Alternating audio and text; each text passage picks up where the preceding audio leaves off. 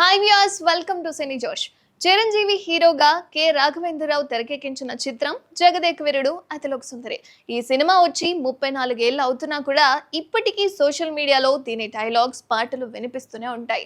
ఈ సినిమాలో చిరుతో కలిసి శాలిని, శ్యామిలి, రిషి చైల్డ్ ఆర్టిస్టులుగా అల్లరి చేశారు. అయితే వాళ్ళు తాజాగా మెగాస్టార్ ని కలిశారు.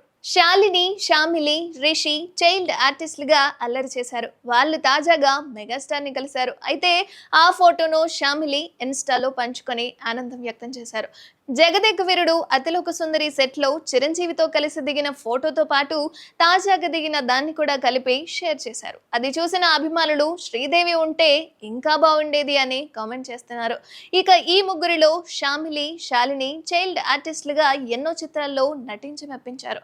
శాలిని హీరోయిన్ గా నటించిన సఖి బ్లాక్ బస్టర్ హిట్ గా నిలిచింది. అలాగే శ్యామిలి ఓయ్ చిత్రంలో కథానాయికగా చేసి అలరించారు. రిషి కూడా తెలుగు, తమిళ సినిమాల్లో నటిస్తున్నారు. తెలుగులో ఏ ఫిల్మ్ బై అరవింద్ అంటూ భాగ్యలక్ష్మి బంపర్ డ్రాలో కూడా కనిపించారు. చిరంజీవి విషయానికి వస్తే ప్రస్తుతం ఆయన విశ్వంబరతో బిజీగా ఉన్నారు. వశిష్ఠ దర్శకత్వంలో సోషియో ఫ్యాంటసీ ఫిల్మ్ గా తెరకెక్కుతోంది ఈ చిత్రం. త్రిష, ఆషికా రంగనాథ్ హీరోయిన్లుగా నటిస్తున్నారు.